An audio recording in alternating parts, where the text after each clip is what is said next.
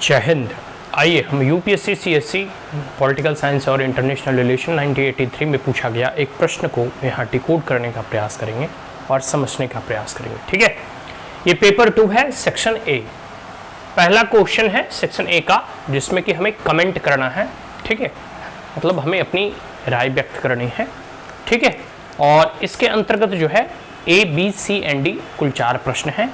इनमें से आपको 3 प्रश्नों के उत्तर देने हैं, ऐसा यूपीएससी के प्रश्न पत्र में लिखा गया है। लेकिन हम यहाँ चारों प्रश्नों को जो है डिकोड करके समझने का प्रयास करेंगे कि आखिर प्रश्न में पूछा क्या गया है और कैसे हमें इसके उत्तर को लिखना है।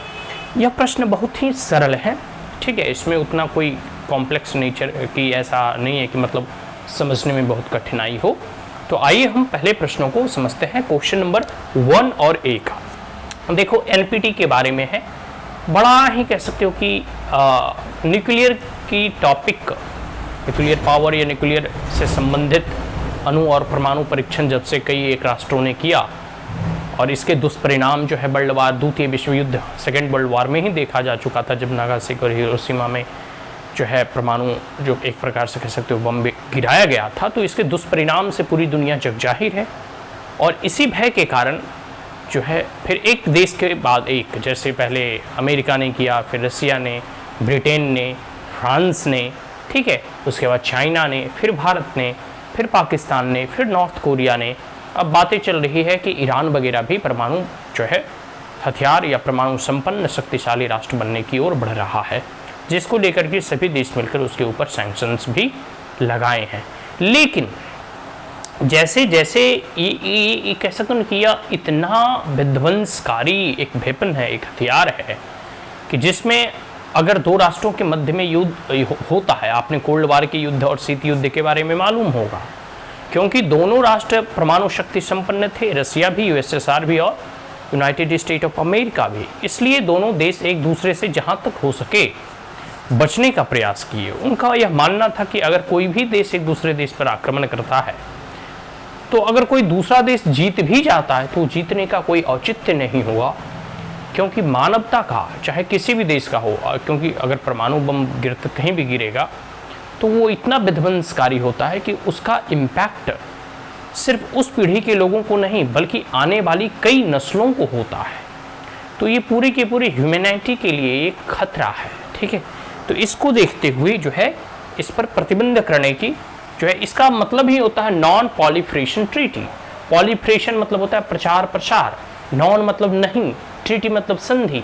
तो यह न्यूक्लियर से संबंधित एक ऐसी संधि है, ऐसी ट्रीटी है, ऐसी एग्रीमेंट है जो कि परमाणु और अणु परीक्षणों के प्रचार को रोकने का प्रयास करती है, उसमें अवरोध पैदा करती है। ठीक है, बात समझ में आ गया। इसके बारे में आपको लिखना है। अब है इससे अगर थोड़ा भारत के मामले में भी आप इसमें अगर एंगल जोड़ देते हो कि भारत ने अभी तक एनपीटी पे साइन क्यों नहीं किया, ये अपने अपने परिप्रेक्ष्य हैं और भारत से संबंधित भी इसमें क्वेश्चंस पूछे जाते हैं कि आखिर क्या कारण है कि भारत अभी तक एनपीटी में साइन नहीं किया है। दूसरा देखिए, क्वेश्चन नंबर 1b है, the attitude of any 2 South Asian countries to the Indian Ocean being made a zone of peace. देखो, साउथ एशियन मुख्यतः दक्षिण एशिया की बात है और खास करके इंडियन ओशन में ऐसे कोई दो जो है प्रमुख 2 ऐसे साउथ एशियन कंट्रीज देश के बारे में बताना है जो कम से कम जो इंडियन ओशन रीजन है उसे पीस रीजन में ही कह सकते हो तब्दील करने का प्रयास करता है, या फिर वहाँ ऐसी स्थिति उत्पन्न जो है करना चाहता है जिससे कि शांति समरसता बना रहे, कोई कॉन्फ्लिक्ट और विवाद ना हो। तो आप भारत का उदाहरण दे सकते हो। इंडियन ओशन में भारत एक कह सकते हो कि मेजर और मेगा प्लेयर है। ठीक है, और इसके साथ साथ आप बांग्लादेश का उदाहरण दे सकते हो। इसके साथ साथ जो है आप श्रीलंका का, मालदीव्स का, किसी भी 2 जो है साउथ एशियन नेशन के उदाहरण के माध्यम से आप लिख सकते हो कि कैसे इन दोनों देशों के प्रयास के जो है ये किए जा रहे हैं ताकि जो है साउथ एशियन कंट्रीज़ में जो है शांति समरसता बनी रहे और यह जोन ऑफ पीस बनी रहे। जिससे देखो, अभी एक है साउथ चाइना सी, वहाँ हमेशा चाइना अपना दबदबा बनाकर रखना चाहता है, पूरे साउथ चाइना सी पे वो कब्जा करना चाहता है, तो वो एक जोन ऑफ कॉन्फ्लिक्ट हो गया। तो भारत के इंडियन ओशन कोई ऐसा जोन ऑफ कॉन्फ्लिक्ट ना बने, शांति समरसता बना रहे, इसके लिए सभी जो है पड़ोसी देश मिलकर जो है इसका प्रयास करेंगे। आगे है the Lebanon crisis. Lebanon crisis के बारे में आप लोग जानते ही होंगे। तो लेबनान क्राइसिस के कॉजेज आपको लिखने हैं और इसके कंसिक्वेंस लिखने हैं, ठीक है, इसके परिणाम, आखिर लेबनान क्राइसिस का क्या कारण था, ठीक है, और इसके परिणाम क्या निकले, इसके बारे में आपको बस लिख देना है, कमेंट करना है। इन चारों प्रश्नों में उतनी कोई समझने में ऐसी नहीं कि मतलब बहुत समस्या होगी, बड़ा सरल प्रश्न है। आगे है the significance of south Asian foreign minister meeting.